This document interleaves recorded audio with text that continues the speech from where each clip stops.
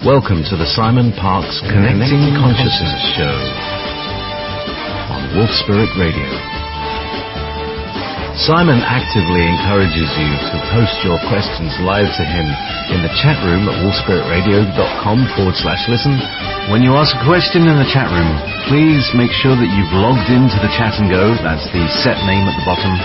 That you have a nickname, and that you ask one question in all caps. That makes it easiest for us to collate. Thank you.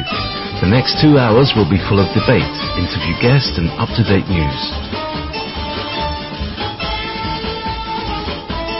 Please join Simon and play an active role.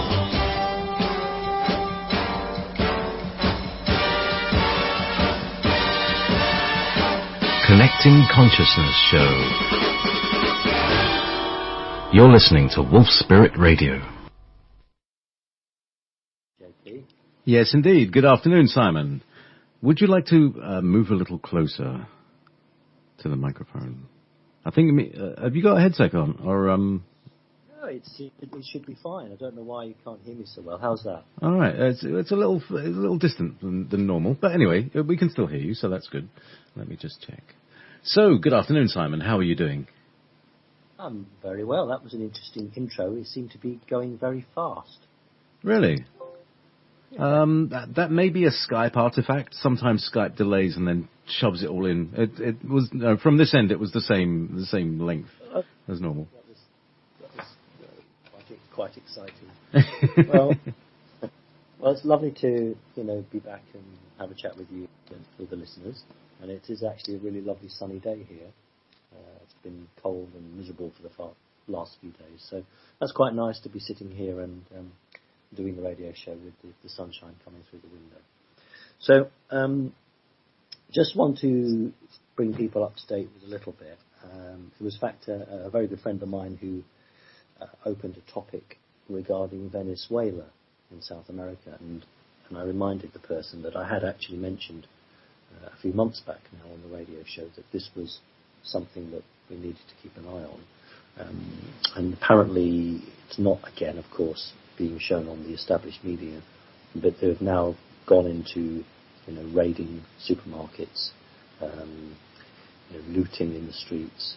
There's a combination of oil prices, that Venezuela is tied to the US dollar, its indebtedness is attached to the dollar, and very few exporters from other countries now are wanting to export anything to Venezuela because they fear that they won't be paid for it. Now, there are about 3 South American countries that are just teetering on the edge. We know Canada was on the edge, but the oil price rose up a little bit, and that's pushed Canada back. But Venezuela is in a very difficult state, and if you can search for the alternative media, you will find people have posted 15 or 20-second clips from their video phones showing what the situation is. And it's, although it's very typical, it is still absolutely disgusting that the established paid-for media are refusing point blank to try and give it any sort of coverage, because to do so would be to begin to explain to people that the economic situation worldwide is fast deteriorating. And so they're doing everything they can not to cover it, and it's absolutely ridiculous. And I remember 3 years ago, 100,000 people turned up to the central square in Jerusalem, Jewish people predominantly, to demonstrate against war. Now, no established media really gave that any coverage, and the only reason we know about that was because some very brave people sort of filmed it, videoed it on their phones, and then put it up. And as fast as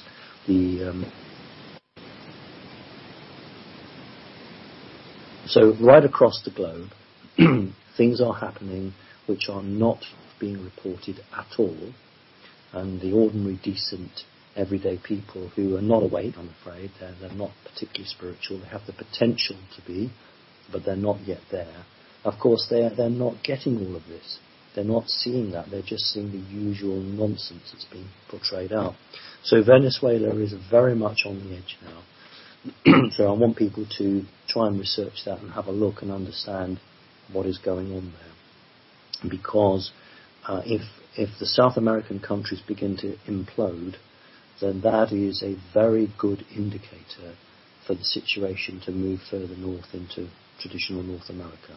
So depending on what occurs, I mean, some South American countries have already devalued their currency, and that will give us an idea and a flavour of what might be happening to the Western world.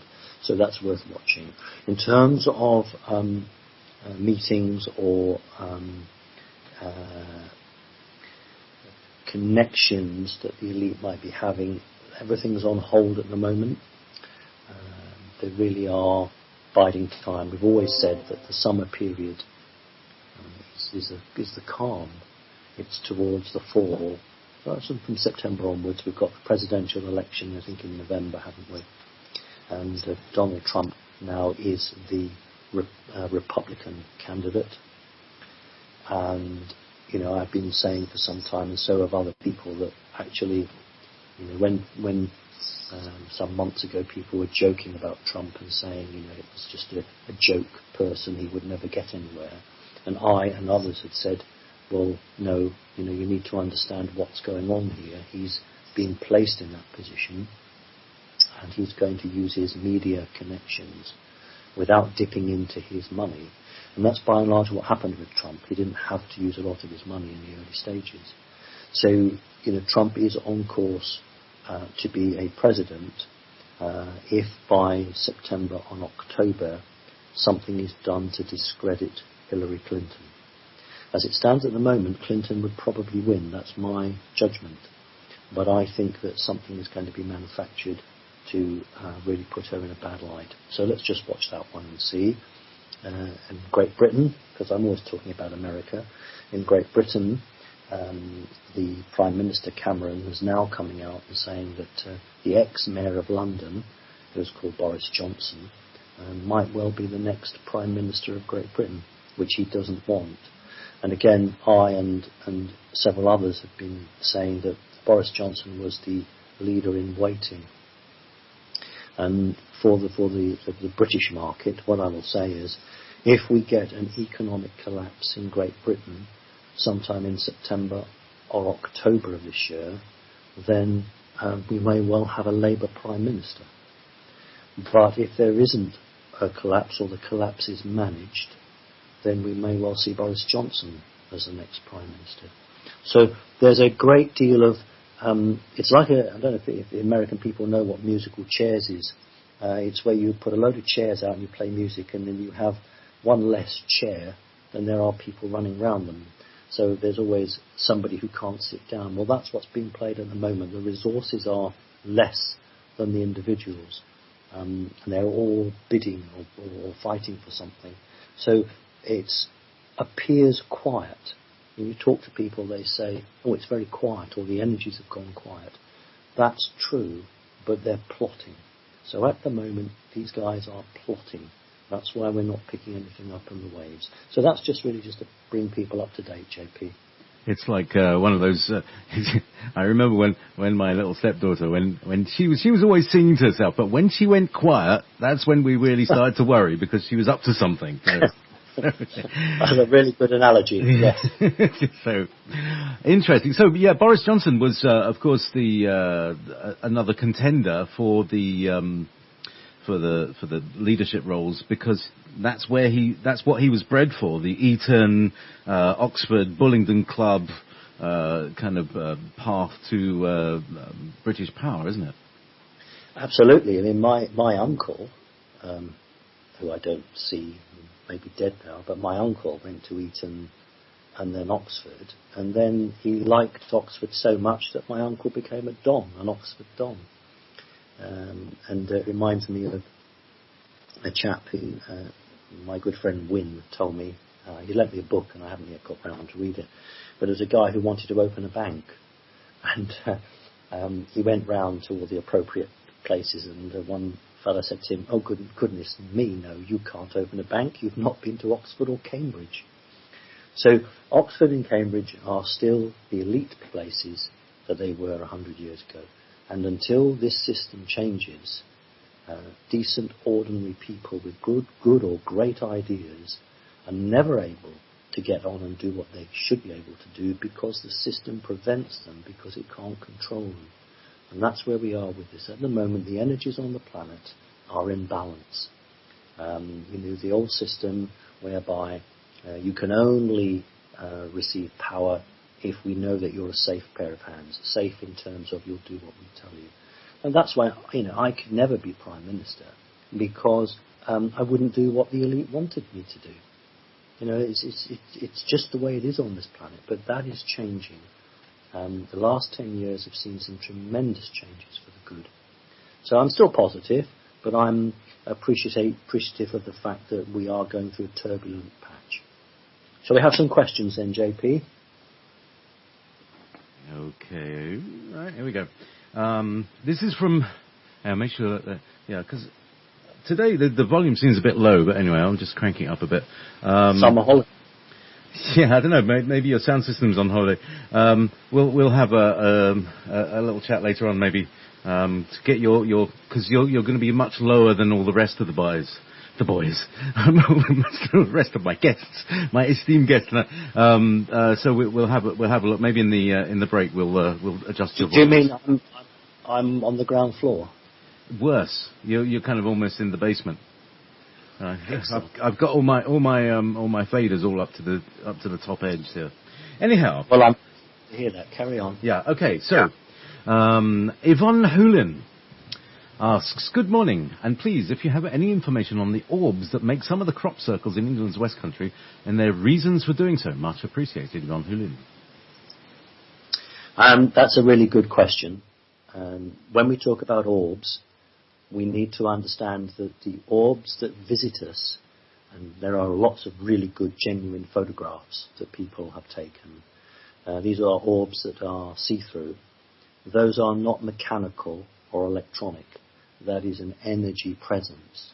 But the orbs that create the crop circles, they are mechanical. They are obviously like reconnaissance drones. They are generally good devices. They're coming from an organization that is positive to humanity. The object of crop circles, and of course my good friend Win Keach could talk long and eloquently on this subject, but in a nutshell, is communication. To communicate not just a set of coordinates or information in terms of elements to construct or build, but in terms of creating the future.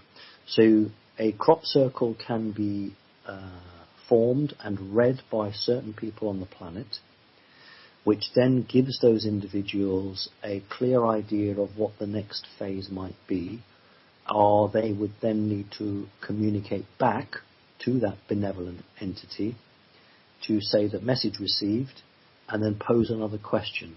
And even crop circle people might be surprised to learn that a group of scientists have actually been in communication with off-planet entities and have communicated via crop circles. Now, it begs the question, well, why would you communicate via crop circles when there are entities on the planet who, have meetings and talk? And if you think of a crop circle as as we would say in Britain, as a blackboard, but as the Americans would say, a chalkboard, it is where you draw out formulae and your expression of mathematical values, and then somebody else looks at that and says, well, no, that's wrong, and rubs it out and redoes it. And that's what crop circles are. They are, or have been, a two-way communication system between a group of people on this planet.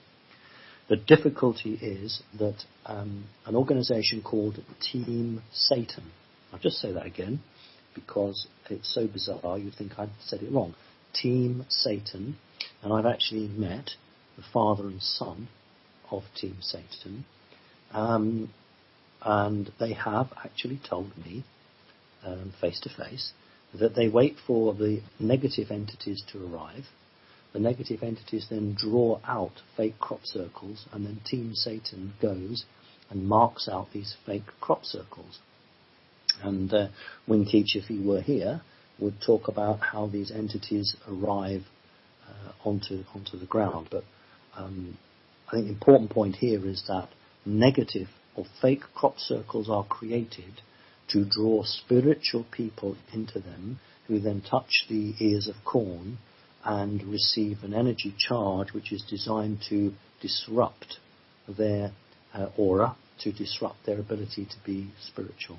So when we talk about a war going on this planet, it really is the case. It's not tanks and bombs and bullets, but it's about a war of energies that take place. And just for the record, Adolf Hitler created the runic flash for the SS, which was the two flashes that SS troops would wear on their collars. And interestingly enough, when the shadow entities arrive to make a fake crop circle, there is one flash, lightning flash, and a second lightning flash, and that creates a portal. And then these entities can enter through the portal. So this flash was exactly because Hitler saw this arriving and created his SS from that. So there's a great deal more we could talk about it, but we don't want to hog the show. So I hope that's a good answer for the questioner. Excellent. So this next question comes from Ashley. Simon, do you know of any technology that could create a null field in which nothing inside of it can be heard from the outside? Something that could hide the sound of a bomb, making its destruction look like an act of God. Could there be other types of this technology that contain things such as radiation? Sounds useful. Right. I'm aware of a version of this that is used to, this is going to be a very, very 3D thing, but to soundproof a room. I'm aware of a device that runs on similar technology that allows people to communicate, and nobody from the outside, no matter what technology they've got, is capable of penetrating that.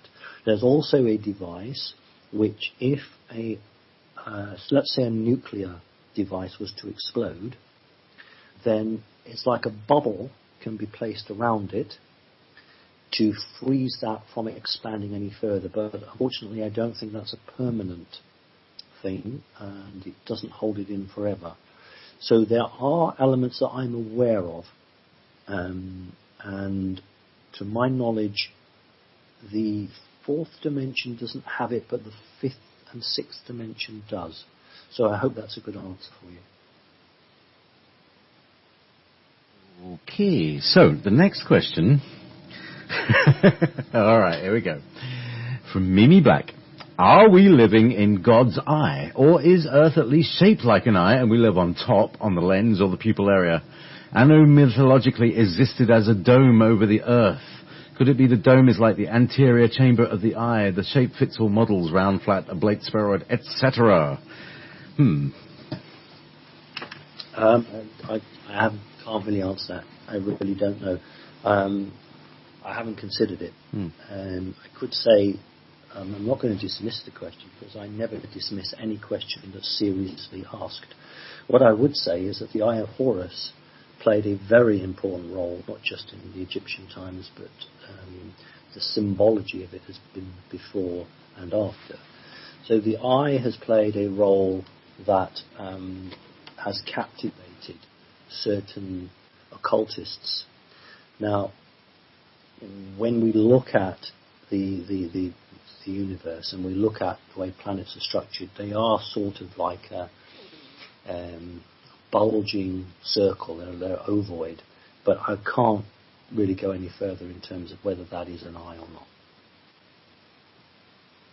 Okay, so from Lorne. Yes, this is an interesting question.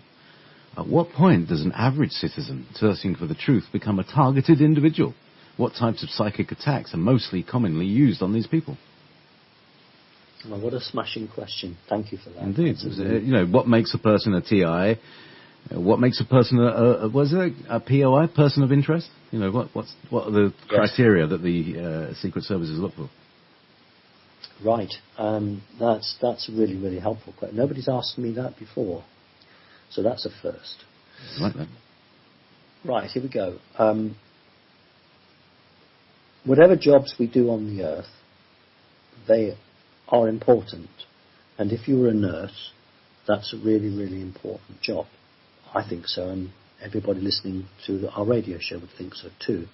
But if that nurse, he or she, suddenly wakes up one morning and becomes totally spiritual, the elite are not at all going to be bothered about a nurse in a hospital who is now spiritually awake, unless the soul in that physical body is of great lineage, unless that person, unbeknown to them, has been involved in MyLab situations, and unless that person has a physical eliteness through genetics that they're unaware of.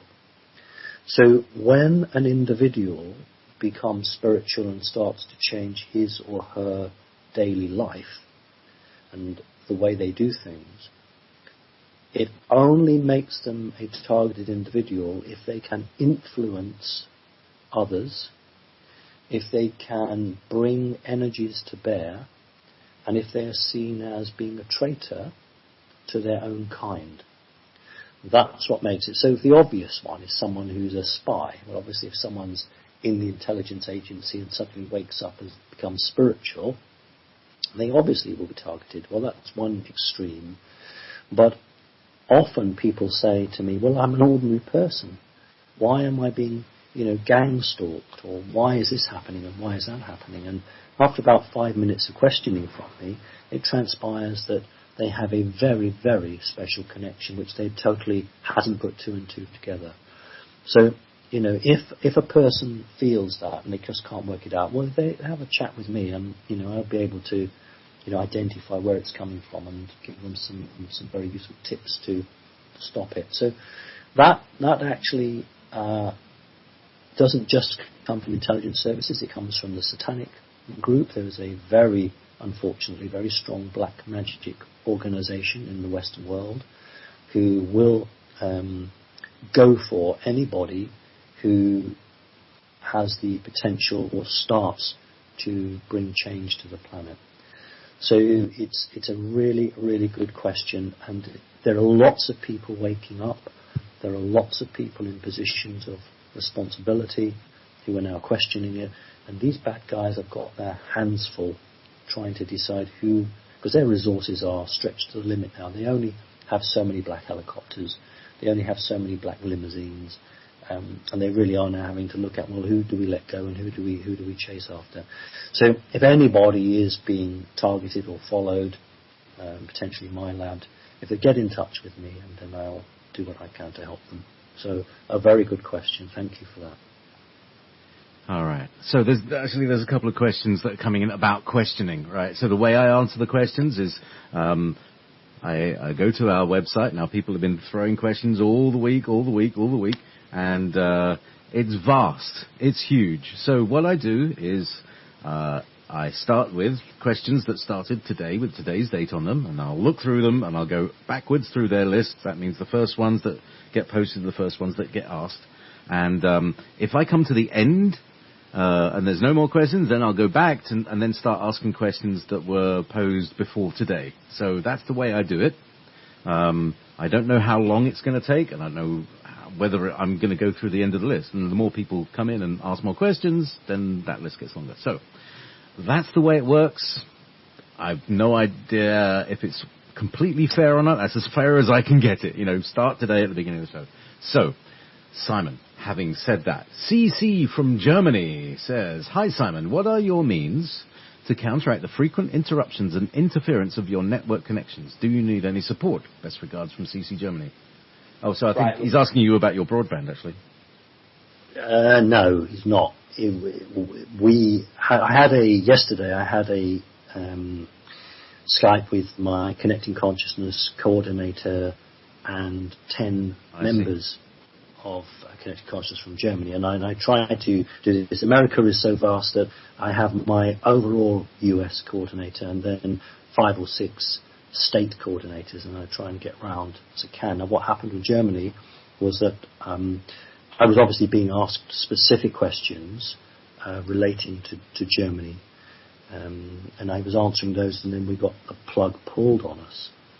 So what happened then was that the coordinator from Germany phoned me on my mobile and said, look, it's obviously they don't want my group to hear what you've got to say. I'll stick this on speakerphone, and then you can carry on answering it. And we did, and the phone got turned off.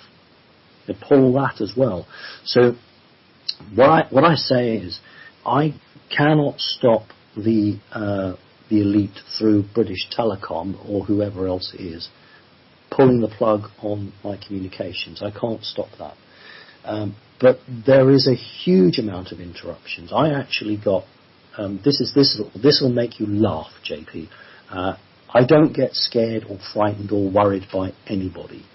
I got a phone call 3 days ago from somebody who sounded like a marketing call. I get so many marketing calls, and he said,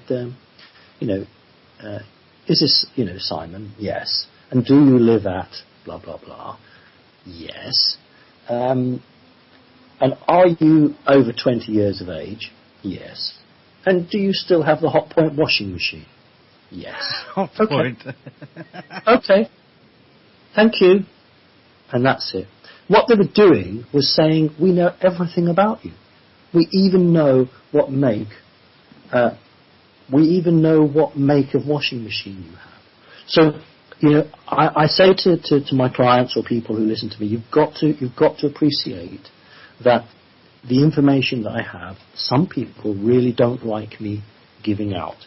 And I could do a radio show for 3 hours and never get cut off. And then I could talk about a particular topic or a particular subject, or somebody could ask me a question which these boys somewhere up in an ivory tower somewhere, probably Menwith Hill, really don't like.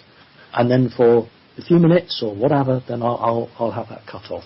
So there isn't a great deal I can do, and what I would say is, if my communications were never interfered with, then we would have to ask ourselves why, because clearly they wanted me to speak about what I was saying, or clearly I was running on an agenda they wanted. The very fact that I'm consistently interrupted and consistently having the plug pulled means that I'm a thorn in somebody's side. So thank you for that. And it is a good question, and this happens, and that's why people are members of Connecting Consciousness, because we are taking a proverbial battle to these people. Thanks. Excellent. So here's another one from your Germany crew, from Michael in Germany. Hi Simon, can you tell us about Nelson Mandela's funeral and Marduk's attendance there? Well, people will have perhaps remembered I was one of the first, not the first, but one of the first. David Icke was one of the first as well, to talk about the connection between some black African tribes and a very strong detachment of warlike reptilians. And there is a strong bond that exists between some groups in South Africa and Zimbabwe, as it is now. And often when there are ceremonies of some sort or other, then individuals on behalf of another organisation or other things will attend. Sometimes when presidents are giving inaugural speeches, there's some very interesting audience members. So, it's always nice actually when the camera doesn't just stay on the podium but actually goes around the audience. When I give talks, and I've got one coming up in Britain very soon now, I always look at the audience because there's always usually somebody there who stands out like a mile. So it's a good question. I'm not going to go into too much detail though, because this could be quite difficult. Indeed, yes. That's quite a show that was, wasn't it? Yeah. Right, okay. Here's from Dan Farmer. Simon, if the elite worship Anu above all, and you are his son and have part of his soul in you, Are there any elite who worship you just for being his son? You were given a tour of a secret space radar base and you received much protection. But shouldn't the respect you receive extend past that? That's a really good question. It's an intelligent question. Thank you for that. The word worship doesn't work. The word intrigued works. I did a presentation at a Masonic temple. I've done 3 at Masonic temples. They seem to like me to go and do a talk. And I thought, well, it would be very appropriate to talk about King Solomon while I was in a Masonic temple. And I did a talk on that. And then afterwards, I went and, had dinner with some of the people. And the guy who was filming the talk was a Mason. And unfortunately, during the meal, he wouldn't let up asking me questions, to the point that it was actually rude. You're out there, you should be having a downtime, a relaxed time, and he's just firing one question after another. Anyway, a few days later, I said to his girlfriend, it was a bit rough, that, because I'd had enough of it. I'd done 2 hours, well, actually I'd done 4 hours, and the reply was, "Oh, well, he's just fascinated with you." So the word worship I don't like.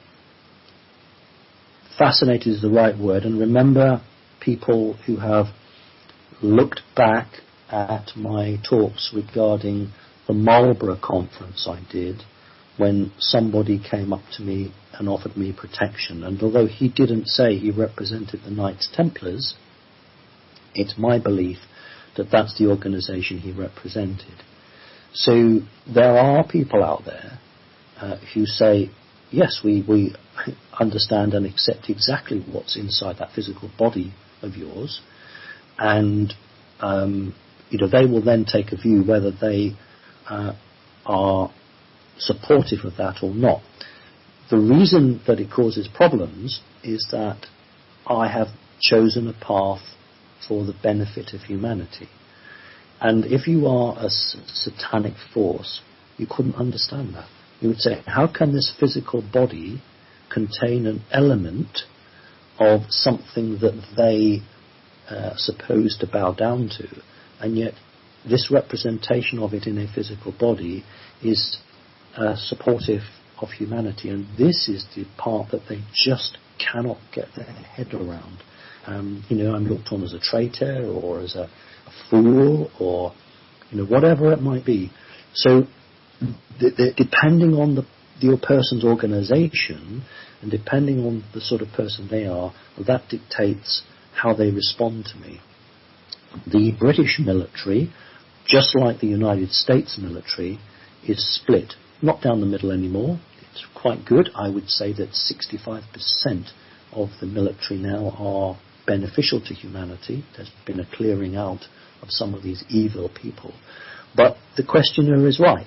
I would never ever have got a look over the most sensitive base in Great Britain, and potentially one of the most sensitive bases in the whole world, unless somebody in a very high-ranking position within the military complex wasn't being supportive. And the other thing that I haven't really mentioned, it's quite unique, except for Wynne has had a very similar thing. I did a talk, and I'd basically said, I can't even remember what I said now, but it was about 3 years ago, and it was about 6:30 in the morning. And I was walking along the seafront where I live, and there were about, on half a mile stretch of sand, maybe 3 or 4 people at that time in the morning, all walking dogs.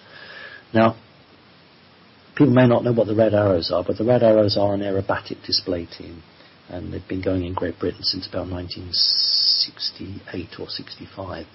And at 6:30 in the morning, they flew right over this stretch of beach.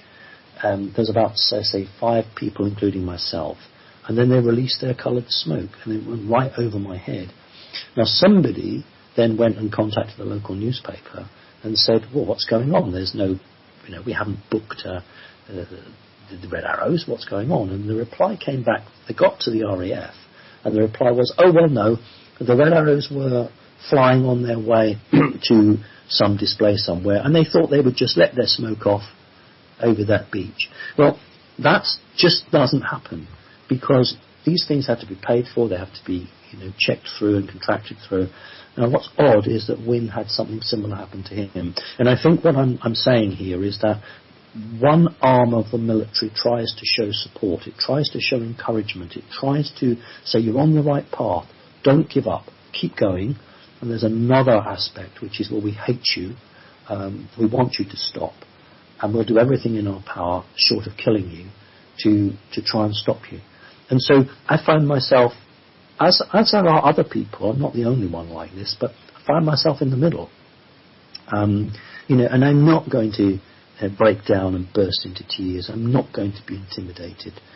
That's not the person I am. And they know that. That's why that doesn't work. So, yeah, they'll pull a plug. I'll get my computer hacked. We'll do all of these incredibly small, petty things which do affect my life. They affect my ability to pass the message on. And that is why, in my humble estimation, people like Dr. Stephen Greer and David Icke made a big mistake when they started to invest in infrastructure, televisions, radios, cameras, because they wanted to change the system, but the system is designed to protect itself. So poor David Icke, in the end, actually was physically thrown out of his own radio studio. Can you believe that? His own TV Unbelievable. And you see, this is I've recognised the idea because, and I was talking to my girlfriend earlier. As soon as you try to organise something, you have to then fit in with the Babylonian organisation, which is inherently corrupt, and inherently you will be corrupted by it because they'll bring in their own people and then infest your organisation, and it happens every time. So I like it small and guerrilla-like in a way. This, Wolf Spirit, it's independent. We don't get, we're not sponsored by people. We don't have to do particular topics or avoid anything. So we can talk about most things. And when we have our conversations and we get cut off when we talk about, Israel or, the other things that get cut off, and, we know they're listening. We say hello. How are you doing? I hope you're going to evolve soon, kind of thing. Anyhow, so that's where we're all at, Simon, and it's great. Yeah, I think that's the point. And when I created Connecting Consciousness, I didn't go down the road of a physical infrastructure. There are no accountants, there are no bank managers. I just connected with ordinary people and the goodwill of people. Now that can't be taken down. You have material things, but you have control of it. You don't have shareholders. You don't have an accountant. That's how you've maintained it. Now, I've created a nearly global-wide organization which doesn't have a single office. There's no accountants telling me this, that, and the other. So I learned from people like David Icke and from Dr. Stephen Greer, who created things which were destroyed because the system recognized that they were trying to change the system, and it turned on them. Because I am making an organization just with the goodwill of people and the spirituality that people have, that cannot be destroyed. So you're right. If you're going to create a studio, then you need to ensure that you have the control of it. So JP, thank God there are people like you, because otherwise we couldn't compete and get the truth out with all this blanket nonsense that the establishment put out. Anyway, I suppose we better have another question, haven't we? True, yeah. The word for me was holographic organization, which is like everybody knows what happens and what we're supposed to be doing, so then that doesn't need to be a leader. You just have an idea and everybody just follows the idea. And the idea is what everybody wants. Anyway, so George Bluth. Simon Parks, you have stated that Stanley Kubrick filmed the Apollo landing, and also you have great respect for Buzz Aldrin. There's a video of Buzz punching a man in the face for asking him to swear on the Bible that he did indeed set foot on the moon. What is it that you said so much respect? What is it that you so much respect about him?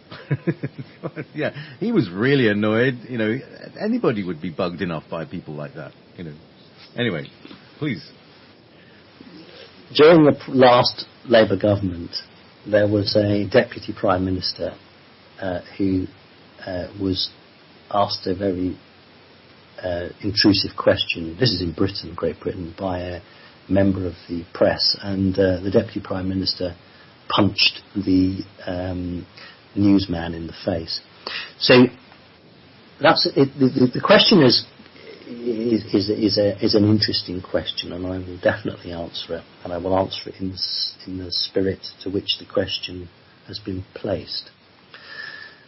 When astronauts are approached by the elite and told that they have a dual role, that they are going to the moon, but not in the way that the public perceive it, and that they have to lie to the public and not tell them the truth.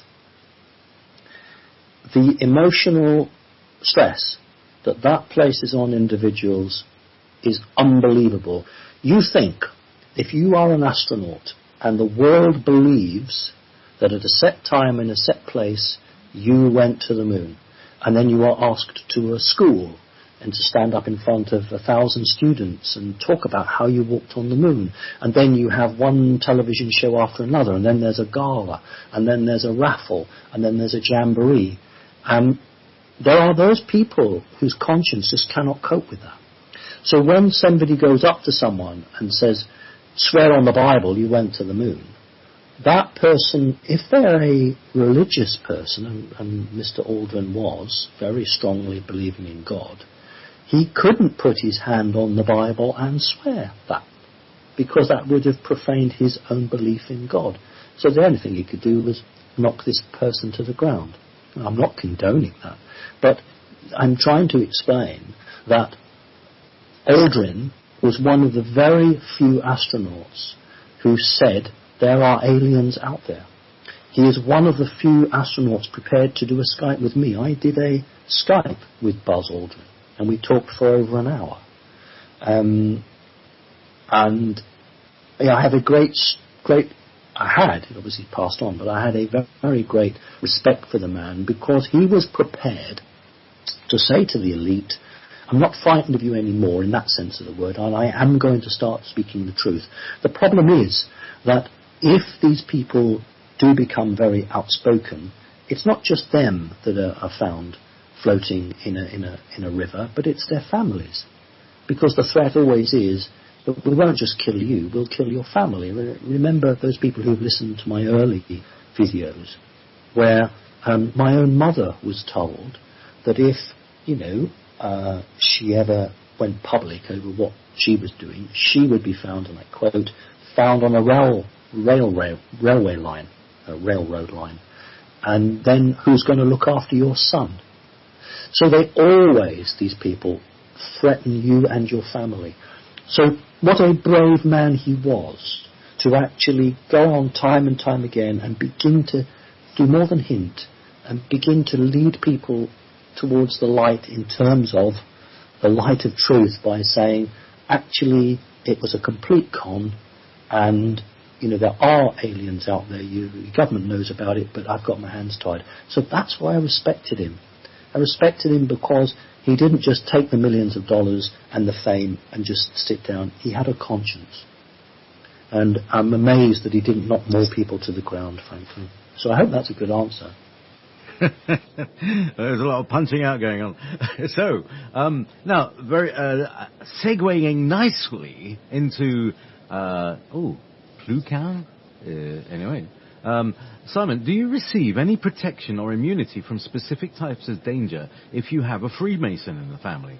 What about once this person has passed on? So I think this is a generic question rather than specific to you, although you had a Freemason in your family. So do people receive any protection or immunity, etc.? You got it?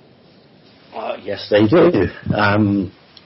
If you are a Freemason, and this is in Great Britain, I can't speak outside of Great Britain, and obviously this would be denied vigorously. But if you're a Freemason and you exceed the speed limit and you receive a fine and penalty points, you can go to somebody to have that taken off. Freemasonry protects you from small issues like that. So I have a friend who is a lord, and he was, I'm not going to say his name, poor chap, but he was exceeding the speed limit, and he was stopped by an undercover police car, and the policeman got out and said, details, etc. When he saw his driving license, this police officer said to him, and I quote, "I'm sorry to have troubled you, my lord," walked back in his car and off he went. So the elite have protection. Now, in terms of bigger issues, yes, they do, providing that they are an asset to that organization. But the organization wants those individuals because it wants either what's in their head or what they can potentially do for that organization. So if you are you work in a local council and you cut the grass in the local council and you're a Freemason, and of course you could be, well, they're not really going to do a huge amount for you. But if you were a senior police officer and you were investigating a number of child murder cases, and then the media started to ask lots of questions, well, you could expect that organisation to pull quite a few strings for you. Let me develop the question because I understand what this person is asking. If you have had a Freemason in the family who is dead, their family still can call on the support, even though they're not aware of it. So as long as that Freemason was highly regarded by his or her, because there are some women, remember, but it's mostly men, in that lodge, then basically the family will get some form of protection, unless some of the individuals begin to start asking lots of questions. So the answer is yes. Interesting. So, this is from Max. Yes, but Simon. Simon. Sorry for my length of question, but I cannot pass over any details. A few weeks ago, I went into my second experience of sleep paralysis of my life. At 4:17, I felt like if my Great Dane just jumped on the middle of my bed, which he never does. I sat down very fast to see him, but there was nothing. I felt something push me back on the bed, and here I was, trapped into my own body. For about 15 to 20 seconds, I could not move. I did not see anything or anyone around me, but there was a huge sound in my ears, like a motor or a generator. I was not afraid, but very concerned about not having control of my body. When it stopped, I had two flashes in my head. The first was a human skull, and the second, the face of an alien mixed with human. Hard to describe. The next morning, I had a bruise under my left arm that looks like 3 small fingers. Do you have anything to say about that scene? Thanks to both of you, Max. What a lot of interesting points in one question. Right, let's start generally and then we'll go specifically. Sleep paralysis can either be a medical condition, but you know what, I'm not really interested in that because I think that's what the doctors say just to cover it so they don't have to delve into the truth. Two sorts of sleep paralysis I'm aware of like that. The first is when a grey alien enters the bedroom or wherever you might be and goes through your mind and gives you the impression in your head that you can't move. Actually, you can move, but you are convinced to believe that you can't. And the reason for this is because you could actually physically harm the alien. And the last thing they want is you running around the house screaming and shouting or flailing your arms about and bringing harm to them. So the reason that they do the sleep paralysis, particularly to children, is to keep them quiet so that they can't go and raise the alarm. The questioner didn't talk about screaming or speaking, but many people are incapable of screaming or shouting, calling for help, because they are frozen. The second form of paralysis, and this is interesting, the questioner referred to their dog. Although people do not see anything, there appears to be a weight that sits on the bed.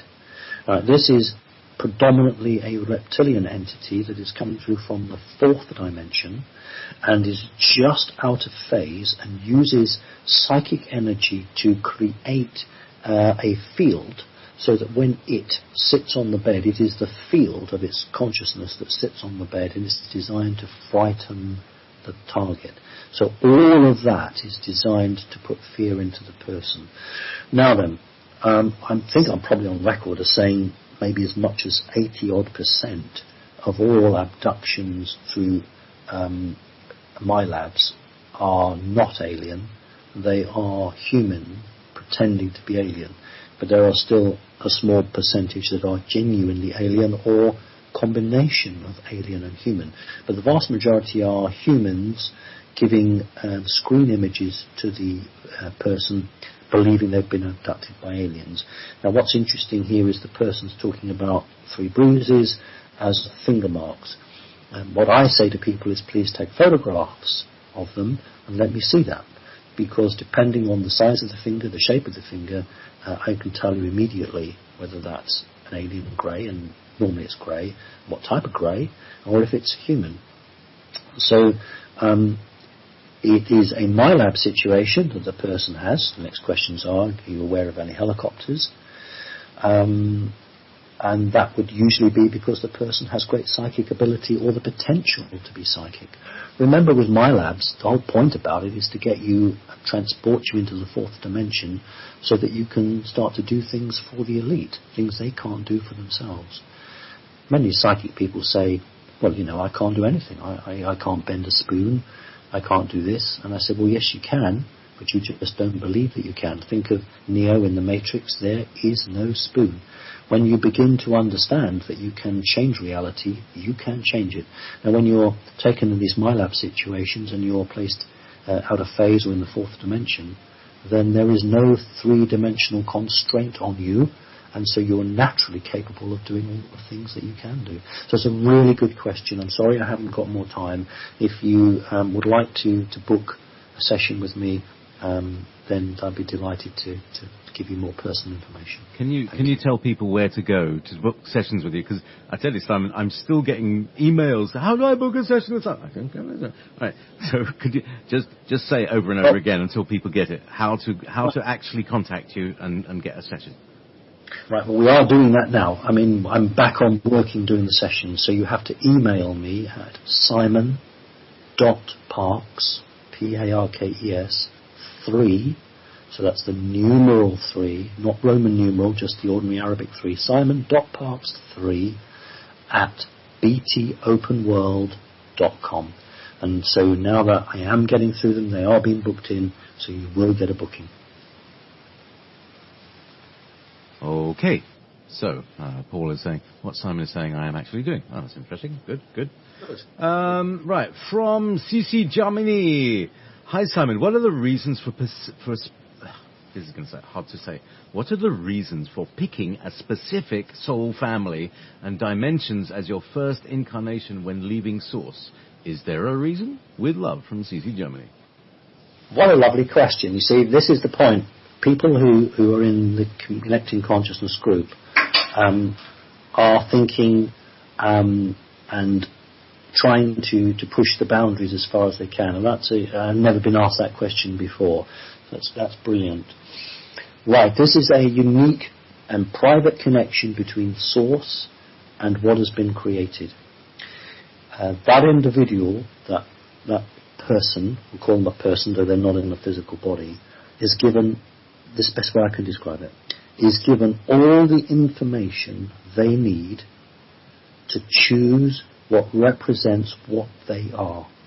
So whatever they are, they will choose that is the closest to their choice of what they are.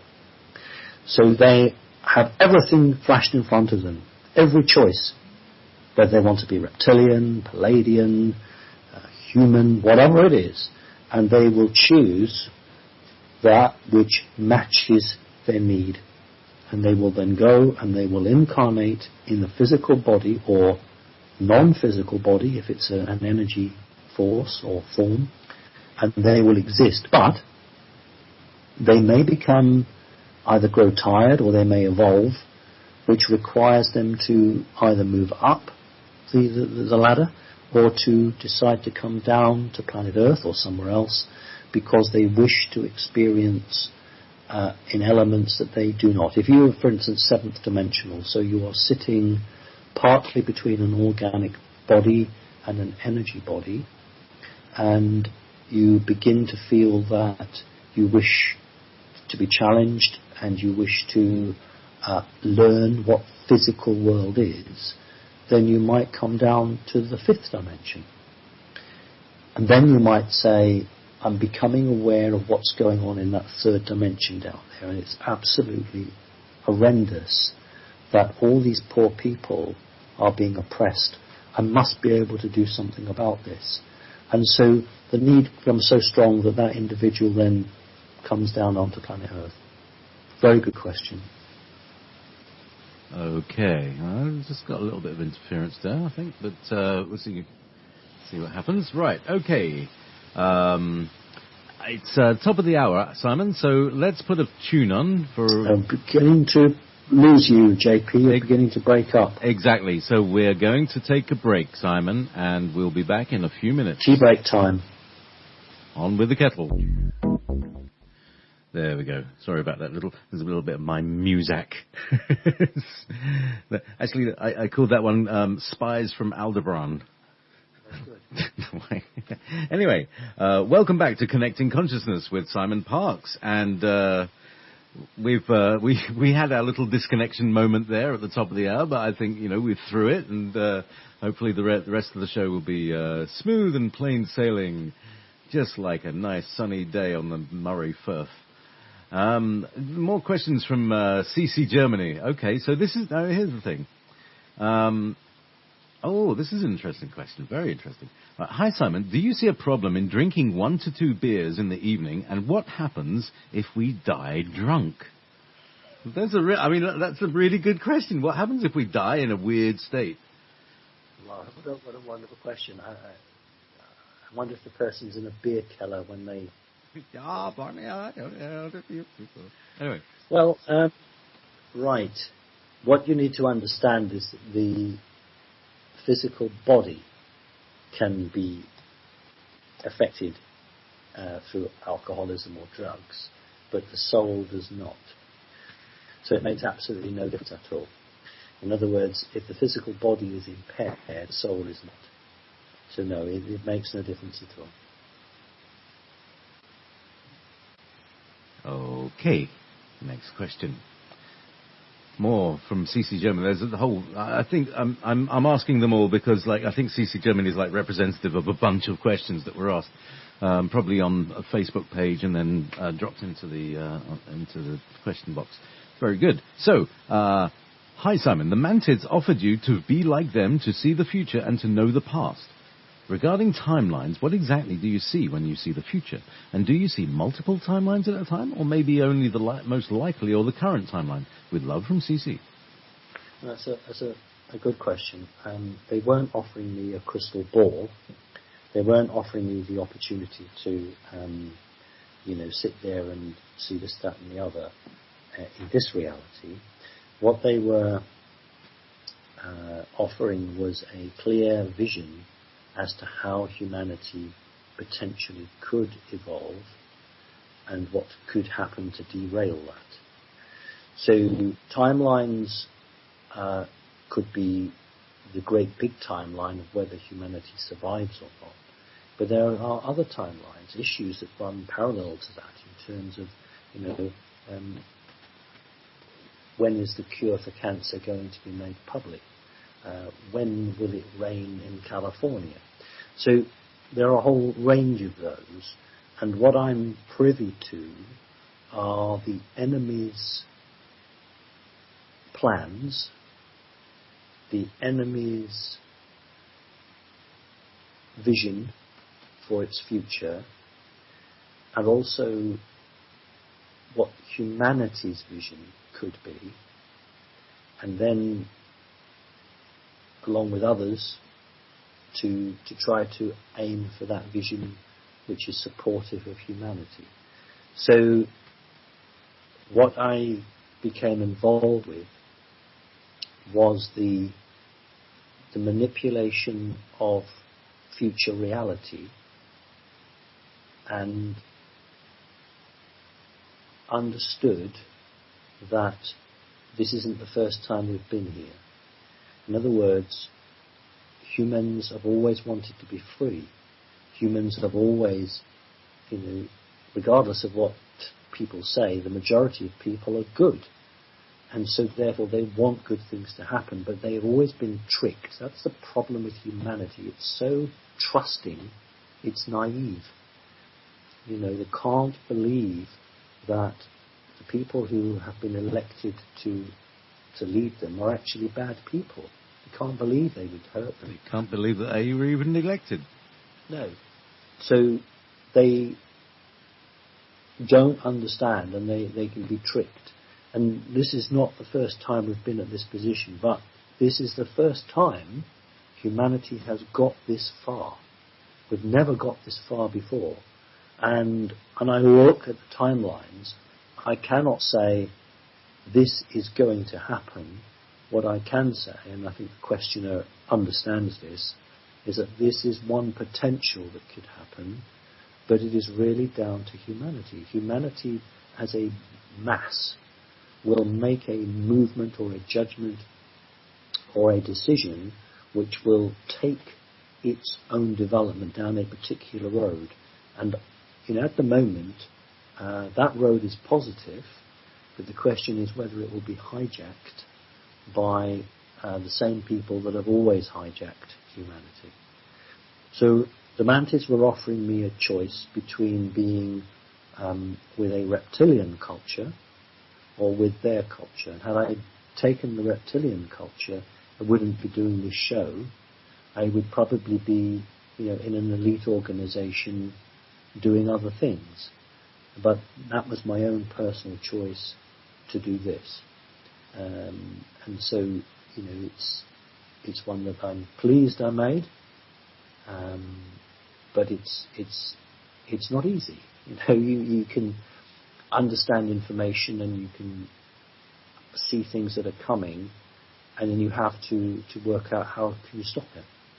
And I can't stop it on my own, but it can stop it working with people. And that's what Connecting Consciousness did to the Hadron Collider. We saw a huge disaster coming for humanity. We had to do something about it, and we did. And so, it's not just, I have the information. The question is, what can you do about it? And if you've created a movement of people who are good, honest, true, then you can overcome all evil. It's like the sleep paralysis. You can actually move. You can do it. So it's a really good question. I haven't got the time to give it the real in-depth answer it needs. It was 1971. It was a monumental time in my life where I had to make a soul choice based on all of the history that I knew and the current information I had up to the age of 11 and a half or whatever I was. And I pay the price for that ever since. So there we go. Thank you. From Christian from Romania. Okay. Sit back, Simon. Grab your tea. Here's a whole page worth. I could try and précis it. Cool. Okay, but here we go. Hello, Simon. Over the last couple of years, I've done my research and found many answers, but there is one question that I struggle to find the answer because there's not a lot of information about it out there. I'm talking about the moment when our physical bodies die and our soul must avoid all the traps, tricks and illusions that are set up for our bodies to be captured. I feel like once our physical bodies die, that's when our real battle for freedom begins. We need to get away from the tunnel of light, and it's all tricks and illusions, and then we somehow need to get through the grid in order to make it back to either source or to our star group family. But this sounds way easier said than done. Could you please try to give us some sort of step-by-step instructions on how to resist the urge of entering the tunnel of light, how to make it past the grid, and what to do next if we make it on the other side of the grid? Right, then there's a whole other paragraph about what somebody else has told them, but I think we should stop it there because it's just there's enough information for you, I think. Okay. When the grid, which is beginning to collapse now, but when the grid was conceived and put up, it was composed of a frequency of energy which living entity souls are drawn to. Now, we don't have the time, but I do have to sort of try and cover it. Sex and pain, colour and love, when mixed as an energy cocktail, are hypnotic to the soul. And so that frequency is used to draw souls that have just left the physical body and are on their natural journey either back to source or to the family they originally came from, to draw them and trap them. And it's very much like these blue light things that you find in shops that draw insects. Insects are just drawn to them and then they're zapped. So what do you do about it? Well, I can give you, we're in a 3D world, so I'm going to give you a 3D exercise to do. If you know your choice, whether you are going to want to return to source, or if you know your star family, whether you're going to return to the star family, every night before you go to bed, I mean literally you are in bed and you've done the reading and you're about to turn the light off, you say to yourself, I wish to return to source, or I wish to return to whichever group it is.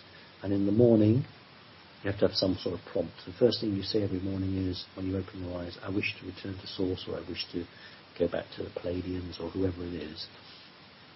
The reason for that is that when your physical body dies, your eyes close, and you are not dead. And it's almost like a reawakening. And if you have for years and years, every time you've physically woken up and got on sleep, said, I wish to return to source, the first thing that will come to your head when your physical body is dead is not, oh my goodness me, I'm dead. Oh, I'm not. It'll be, I wish to return to source, or I wish to do this. And then you're going to have all manner of nonsense thrown at you. Greatest respect to people who have strong religious beliefs. But if you are a very devout church person, you'll find Archangel Michael or Jesus Christ himself will come to you. Or if you were an aficionado of the Boy Scout movement, Lord Baden-Powell will come to you, your great-grandmother, your great-auntie. And they're not. They're holographic tricks. And their object is to draw you, as the questioner quite rightly says, to draw you back and recycle you so that you do not have any more memories. Let's think of a really good person. Let's think of Florence Nightingale as a woman who came from a very privileged background but decided that she wanted to go to the Crimean War and look after wounded soldiers. Well, okay, Florence Nightingale, let's say that when her physical body died, she came back to this planet, but she remembered everything. She would say, I'm going to go back into nursing. And she would say, right, you don't do the bandages like this, you do the bandages like that. You don't put this on, you do that. If everybody remembered what they'd done in the previous life, within one generation, we would have advanced in a way that we'd never advanced before. Because all of the technology that we had invented, we would have remembered and added to that. But it is on the spiritual development that humanity would really advance. And that is the reason for this insidious energy web, is to prevent humanity from advancing. Because if you are spiritual in one life, you die physically, you come back. You will remember that you were spiritual and why you became spiritual, and you will develop and grow in that. And so in one generation, all of the values of humanity would change. And the people who are evil would lose control of it. So my answer to you is, every evening, every morning, say those phrases that I've given you, and you stand the best chance to go home. Okay. I wish to return to source. Actually, I wish to reset this call because we're still getting some slight interference, Simon. So if it's okay, we can you hang up and I'll call you back right immediately. Okay? Yeah. No problem. I'm not surprised at all. Yeah. Go for it. And we'll be back in 1, 2, 3. There we go. I'm here. Can you hear me? Yes, you're good. You're good. So, back on. Well, before we go back on, I mean, Please. I know that we have technical issues which can just occur, but don't you think it's odd that today I spoke about how the elite make my life difficult, how I get this cut off and that cut off, and most of our radio shows we don't have a problem, but I made an issue tonight of how my calls get interfered with, and so we get interfered with, and this is what I want the listeners to understand. You know, I some days of the week I see 7 clients a day, and sometimes between 1 and 3 of those clients cannot get through to me. In other words, they're trying to call me, I'm trying to call them, it doesn't even show up. That's how they affect me. So they really hammer my ability to connect with people. But I always try and rebook whenever I can, and I do lose people. So this does serve as an indication to what it's like when, and you know this, JP, when you are trying to bring a bit of truth out there, how the technology is the soft underbelly. It's what they go for. So it's a good indication that we're obviously talking about stuff that they don't want us to talk about. Thank you. So, Simon, from Rose. Hi, Simon. You refer to the Earth as a dumping ground for those who refuse to evolve spiritually. Also, a large percentage of beings are evil there. So then, what are we doing? What are we doing here?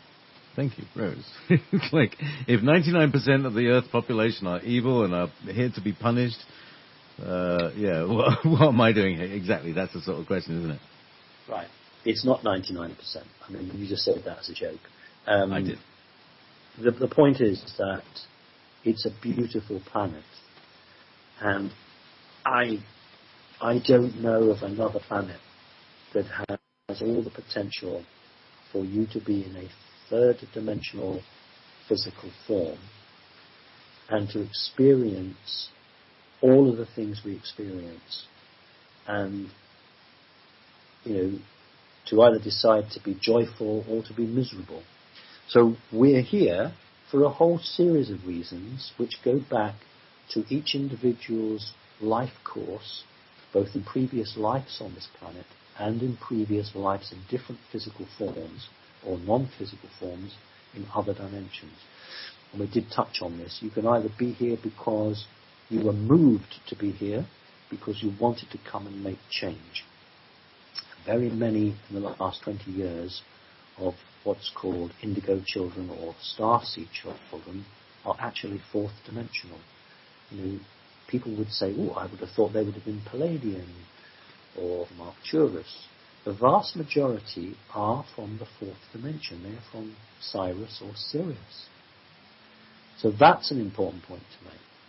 But if you come from a group that was negative, you might have made a choice to be good, because you may have had many lifetimes where you've been an evil person, and then you thought, what am I doing? This is ridiculous. And then you incarnate in another physical body, and you then completely change, and you wish to pay back all that has happened before. And that's when the bad guys see you as a traitor. You may come here because you got trapped here.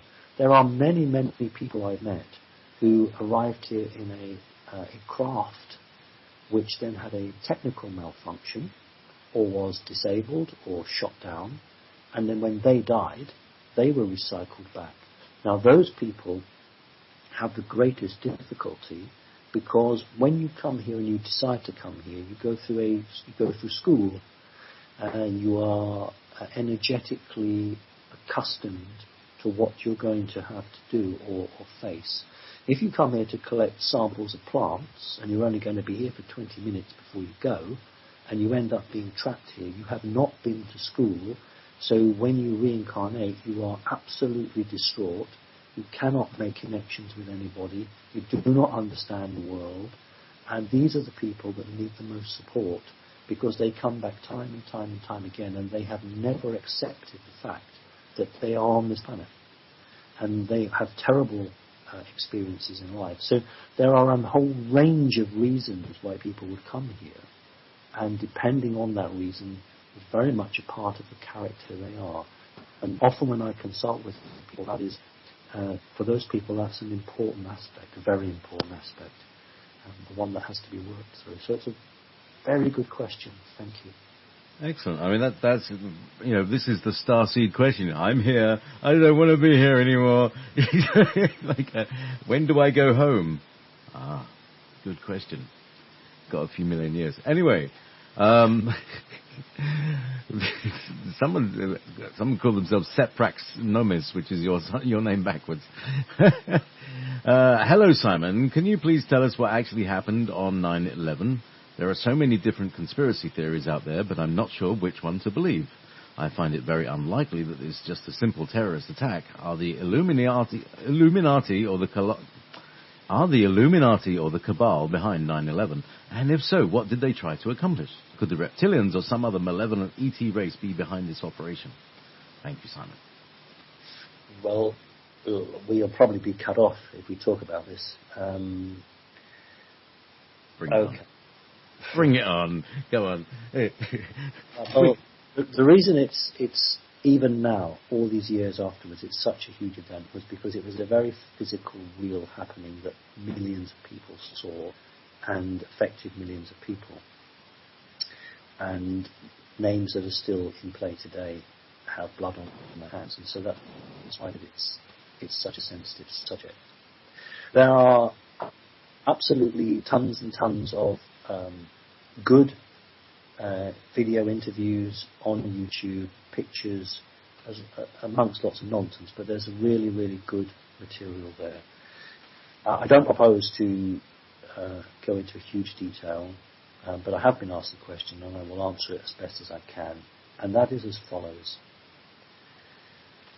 For those who have not looked into it as deeply because they didn't have the time, I suggest you look into the stocks and shares, bonds of the airline company whose airplanes crashed into the towers, and you will see that their stocks shares 12 hours or so before the crashes took a huge hit. That means somebody knew something was going to happen. Also have a look at the number of aircraft war games that were being played over North America. Huge amount, more than normal, and therefore all the fighter cover bar one or two squadrons were completely removed from that area. You begin to understand that in order to effect 3D earthly type activity, that means 3D earthly type elites were pulling strings before it happened. So here we go. Some weeks before the towers came down, a group of people went in and, in my opinion, planted charges, starting in the basement and working their way up. The type of charges that we used were not just standard charges. They contained a type of a weapon not dissimilar to a neutron device. We have to understand that there was a lot of aluminium that was actually in there and steel, and the type of explosions that we used had to be capable of not just destroying the concrete, which it could easily do, but to destroy the steel as well, and to produce a heat that was so strong that it would still be burning months afterwards underground. And what I'm going to say to people is not widely known on the internet. If you have a satellite that's a weaponized satellite, you can fire something, and we call it belt and braces job. In other words, if the first weapon doesn't do the job, you have the second weapon. The charges weren't just a standby charge, standby device. They were to run in conjunction with a beam weapon that was fired from space that struck the tower, and at the same time, just fractionally afterwards, the charges were set off.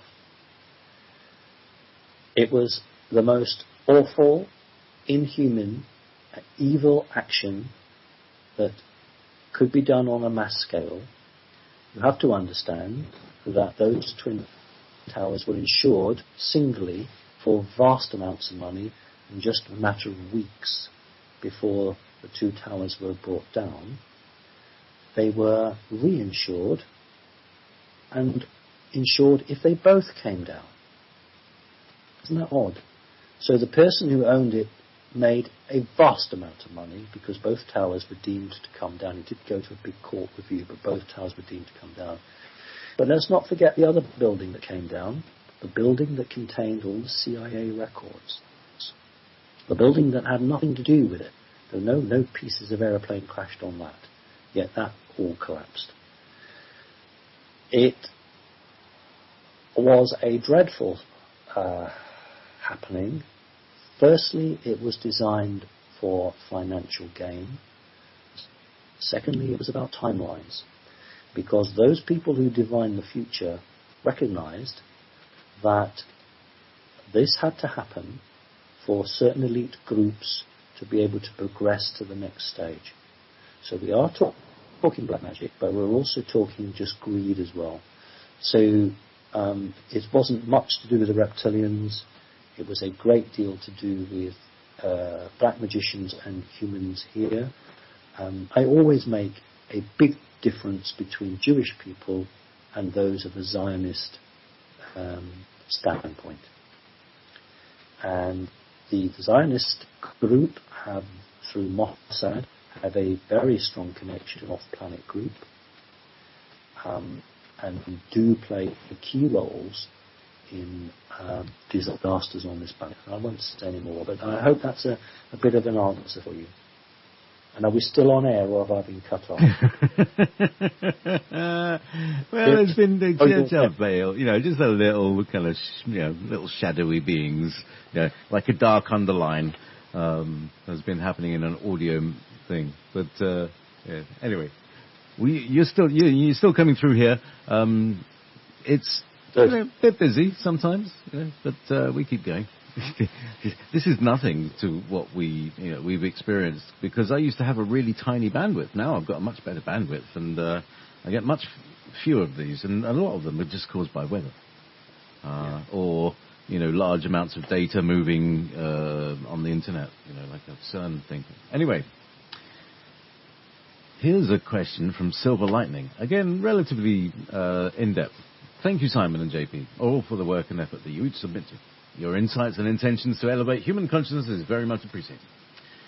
Simon, I recently observed a strange occurrence while walking past two people who were about to engage in conversation, both of them known to me. One was facing me while the other had their back to me. I acknowledged one with their back to me and then proceeded to do the same to the other. As I attempted to acknowledge and begin to look at the person facing me, a dark, opaque square or short rectangular veil immediately formed in front of their face to block it from my view. The consistency and appearance of which it resembled that of the black shade typically described of shadow people or jinn. Very dark, if not opaque in appearance. The occurrence lasted for a good 2 or 3 seconds as I struggled to refocus my eyes, naturally as a reflex action, to look past the veil, but could not see beyond it for the person's face. I was left in absolute bewilderment until coming to terms with what I had just witnessed was real and not a figment of my imagination. What could this possibly be? I would sincerely appreciate if you could shed any light on such an encounter. Thank you in advance.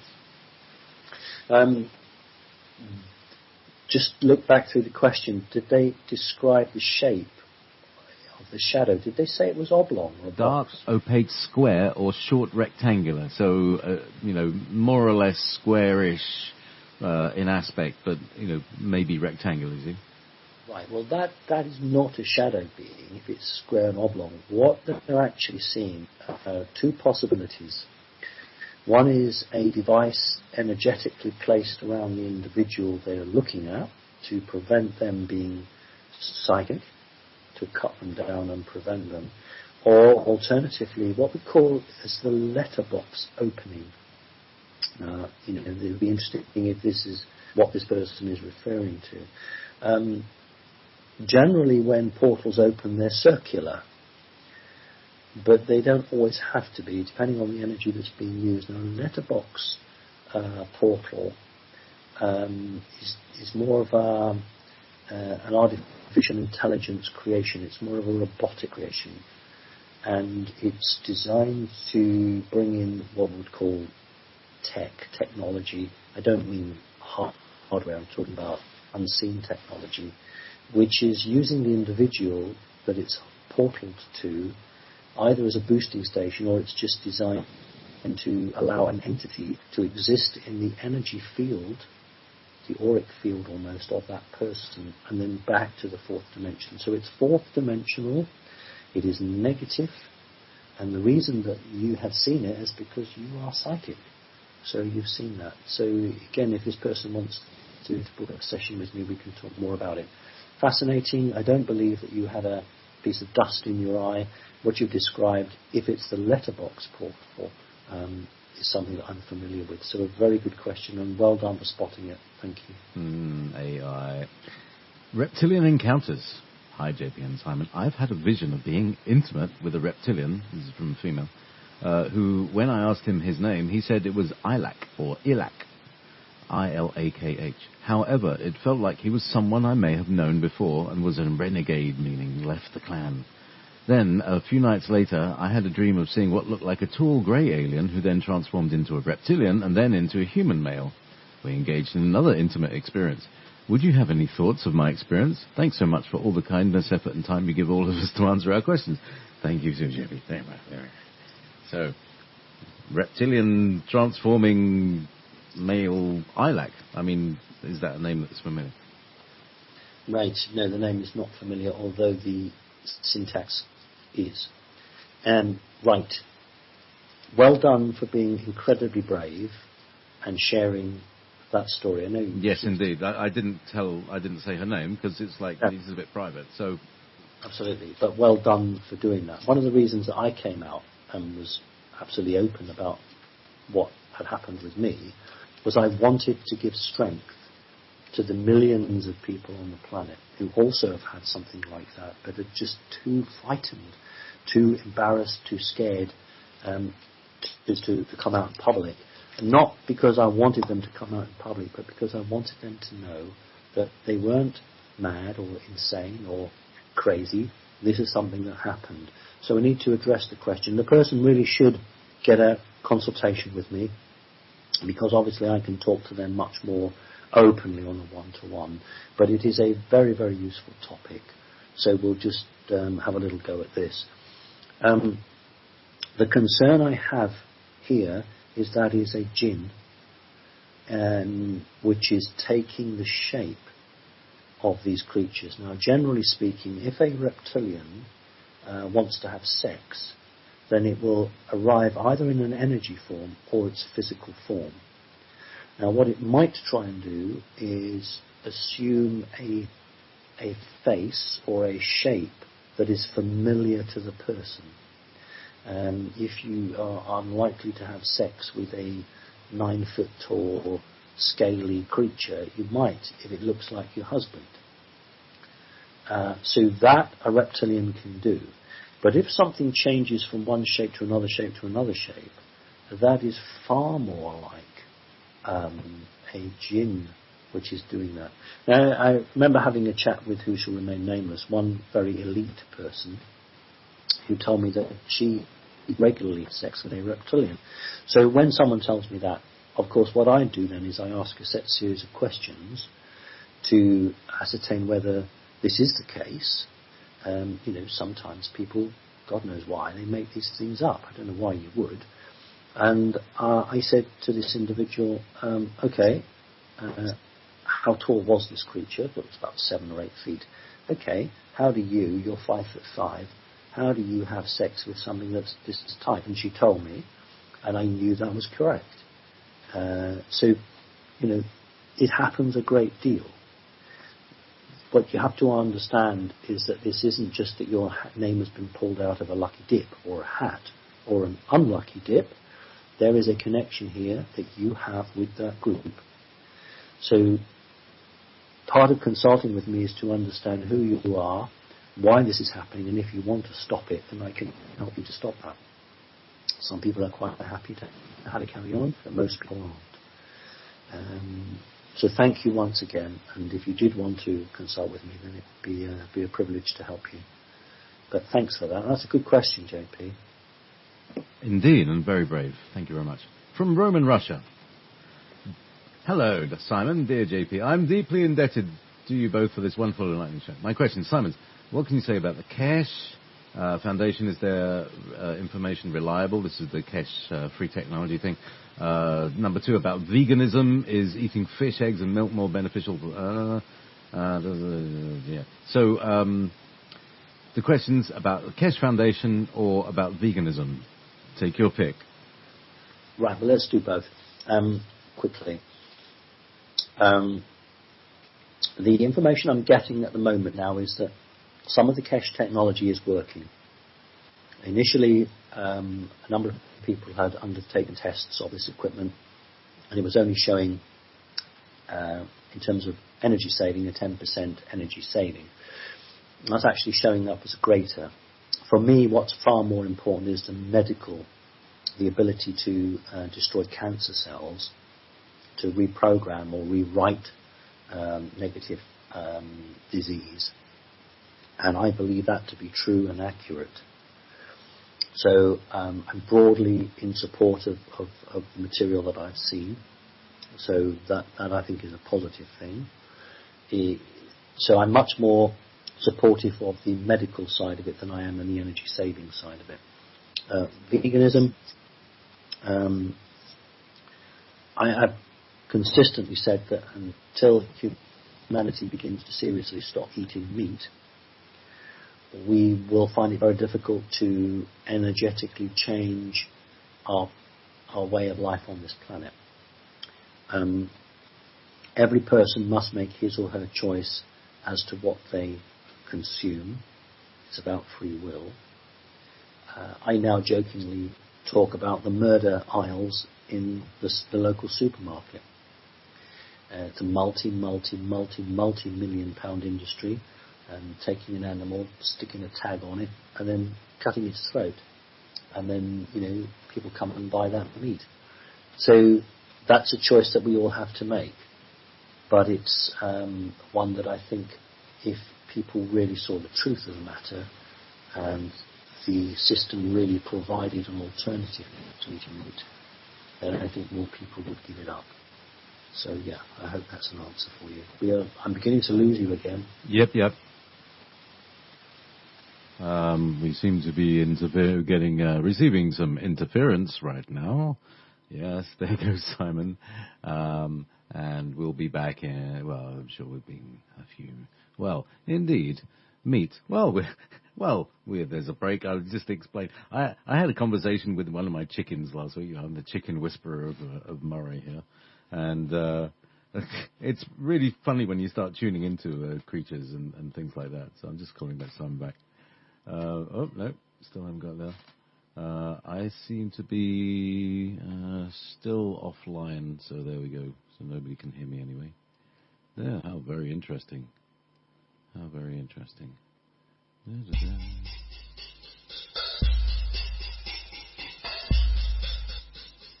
All right, well, I think I'm back on the air. It seems to be changing color there, here and there. Hello. Good afternoon. This is Will Spirit Radio, and we lost our guest again. Where are we? We're waiting here. So while I hope you're still getting a major bit of blocking here. No, where you go? No, there we go. Simon, we back? Yeah, I mean, Go ahead. It's just interesting. It's classic. I mean, I do my radio show with you weekly, and we don't really get too much trouble, but I go on and say how the elite can make my life difficult. And because I said it interferes with my work, and because it affects me, they've gone and done it, and they've made it again and again. And I shouldn't have done it. I've made a mistake. I have learned from that mistake. Because I gave them, not energy, but because I said to them it was having an effect, they've then gone and thrown it more. Yeah. So, if nothing else, it's a fantastic sign to people who listen to this show that there is a force out there which is bad, and will seek to curtail anybody, whoever they are, in trying to bring the truth out. So we've got a few minutes left. Let's see if we can keep going. We have indeed. So let's get things moving again, and go on to the slightly less. All right, incarnations. Right. So we should be safe on incarnations, unless we're being blocked by the Chinese, who've now made it illegal for llamas to incarnate. That just killed me. That just totally killed me. Anyway, hi Simon. My question is, how many starseeds are on this planet, and how many Earth humans in percentage? Why would a soul choose the Earth as a planet for a first physical existence? Thanks a lot, and greetings from Germany. Right. The term starseed I don't recognise. Right. That everybody on this planet who is a good person has a soul in their body, and they either a Earth human, or a human, or something else. The real battle is on the choice that individual makes. If that person's going to come here, do a job, have a family, nothing out of this world, but gets by, and that's fine, and we mustn't criticise that. But if someone comes along and does that, and then suddenly says, right, I've seen the truth, and they activate, they become active, and they start to study and learn, and then they start speaking out, then they are fulfilling their role, shall we say. But we can't. I get a bit distressed when I see on websites, they're sort of talking about star children or indigo children, because they are making out these children to be something very special. Well, they are, in the sense that this generation that's coming through, the veil is much more thinner. But that's to denigrate the fact that the people who came before them don't get a look in. The truth is, the people who came before these so-called starseeds or indigo kids, they had to make the ground safe for these people to arrive. And you can't really give one group credit over another. What we can say is that there are many, many different souls on this planet for a whole range of reasons, and no one soul is better than another, but souls make a choice to do good for other people or just do good for themselves. So it's the old service to others or service to self. That's how we need to judge people. As one person was reported as saying to me that he liked making money because he could give it away. So I would say that there are many different types of souls on this planet, and I probably haven't met half of the different ranges there are. So that's my answer.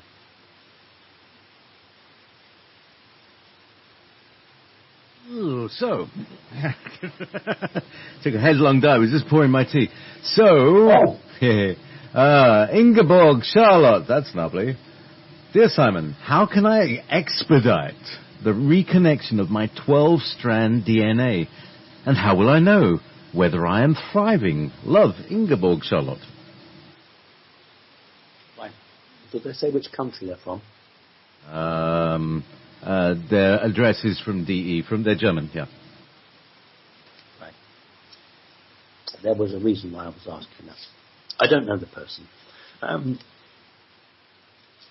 First of all, it depends what your star or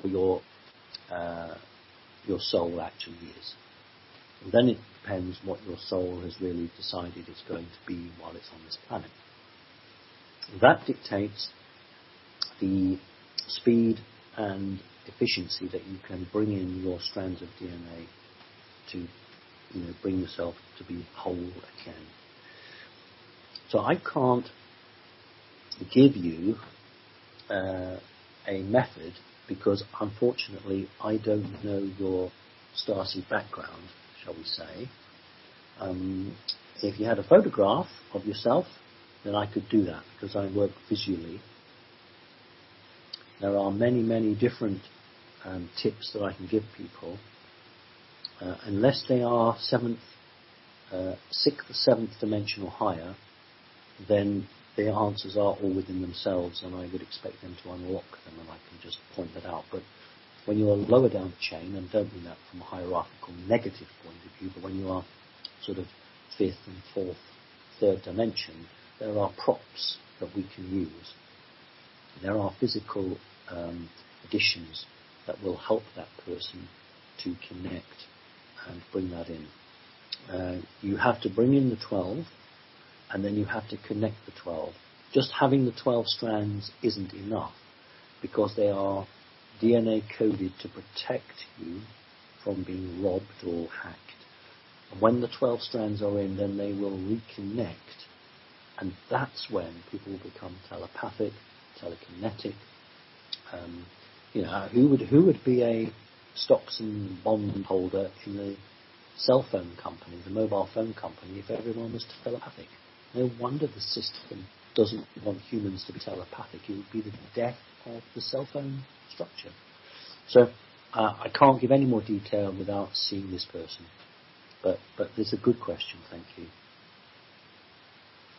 Okay, rumours from Sue of a worldwide currency change. If this happens, will the US go onto the gold or silver standard? How can we prepare for this? Is there a secret prosperity program to redistribute wealth to ordinary citizens? When might this happen? Anytime soon. That's me. Thanks for your great work and helpful insights. Thank you, Sue. Two questions. The person there shows their knowledge. The second part of that question is hidden, but I understand it. Let's deal with the first part, which is not hidden.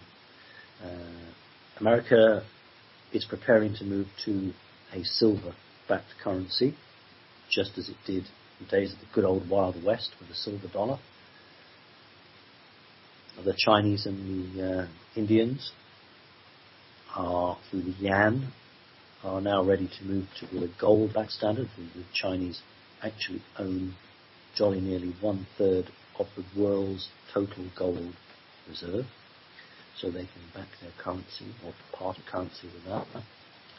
The problem is for those countries that have no precious metals. Now, the Rothschilds have valued every country, and every country has a worth, and it is valuable to look back at the end of the First World War, which Germany lost. And Germany went into the most horrendous hyperinflation. And the only way that they could get out of that hyperinflation was with the Rothschilds valued every tractor, every house, every bus, every office block, every field, and said that is the total value of that country. And so Germany, for about a year and a half, ran a currency which was called the Rentenmark. And that was money backed not against gold or silver, but against the intrinsic value of the country. Then, with American investment, they then moved off that onto a form of a normal standard. So the problem for any country that doesn't have precious metals is that the value of its currency can only be the value of its intrinsic worth, which means a massive devaluation for most Western countries. Now, what can you do about it? Well, my advice is you start taking money out of the bank and keep it at home. Because if there is a crash, there'll be pretty short notice, and the cash machines, the banks will be closed. You will not be able to draw vast amounts of money out. And so if you want to get gas for your car, or you want to go to the supermarket, you will need money. And the other alternative is to buy silver. Silver is a very good deal at the moment. If I'm correct, and the American government is preparing a silver dollar as a standby, silver as a precious metal will spike. In fact, I was told a couple of weeks back that silver was actually increasing in value dramatically, and that is because it is being bought up in vast amounts. So silver is a good investment. It can't go for the gold or platinum. I would say platinum and silver are very good. So you need to have some food, some water, a method to cook it. If you have a dog or a cat, please put some cat food or dog food aside, because if there are problems, the supermarkets will not be stores, holding pet food. That'll be the last thing on their mind. So you need food and water, and a method to cook it on. So that is the situation we're looking at. Now, it nearly happened last fall, September, October, November, and we are looking potentially at that happening again this year.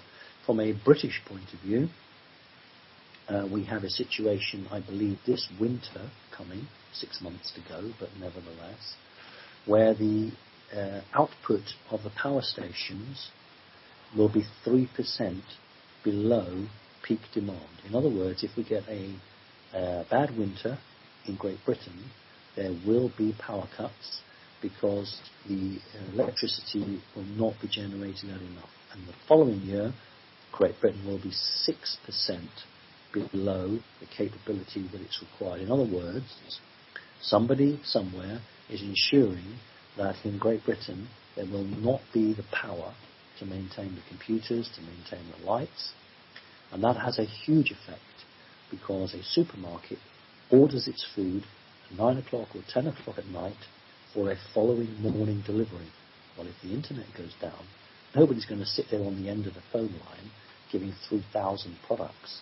There just will not be any deliveries. So we have moved from a system where we did everything by paper to everything electronic. If you take that system down, you will collapse a Western economy. So I've always said to people, you need to be strong and resourceful, because one day there will be no Facebook, there'll be no Skype, there'll be no landline phone, there'll be no cell phone. All there will be your major news station broadcasting on the radio, telling you what the authorities want you to be told. So we do face a very, very tricky time ahead, and I would like people to make some provision. So I can't say any more than that. So Simon, thank you. It's a good question. in conclusion on this program, and I just want to kind of go with you on this. To the end, as you were saying, there are likely to be power cuts. Your friend Win and I have started a series of radio shows on a Thursday evening for the Britons.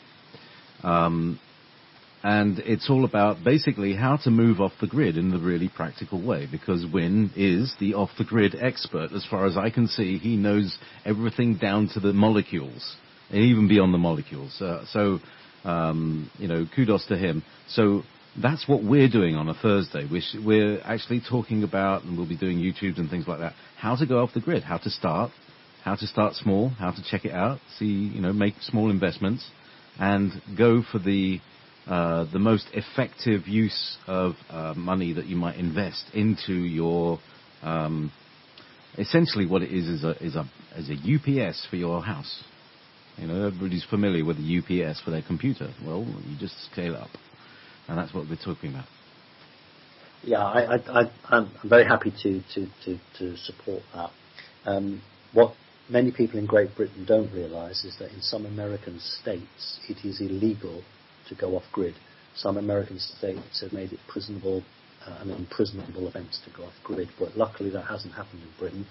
JP, before we shoot off, yes, we've got another show tonight. Is that still on? Absolutely. We're going to have a round table, another ultra-galactic round table. I just call it that because nothing else is. And we'll be with Win Keach and Jim Nichols and Tolek. Sadly, Alex has got some other appointments, so he can't make it tonight. But we're bound to have a rip-roaring intergalactic conversation. What do you think, Simon? Is that going to be live, or is it just going to go onto YouTube? It's going to be live. We might be able to put it onto YouTube as well, but I'll be able to put it on later on to YouTube, as this That's will what I be. mean. Yeah, so people can listen to it live. Live, yeah. 11 p.m. UK time, 3 p.m. PST, 6 p.m. Eastern, and sometime in the morning in Australia. But I don't really know. Maybe somebody can help me. Oh, I'd better get some sleep then if I'm back on in 2 hours. Nice nap. You know, getting on in Britain when you look forward to a nice nap. Simon Parkes, it's been lovely. Thank you very much, and I'll see you in a short while. Yes, God bless. Bye-bye.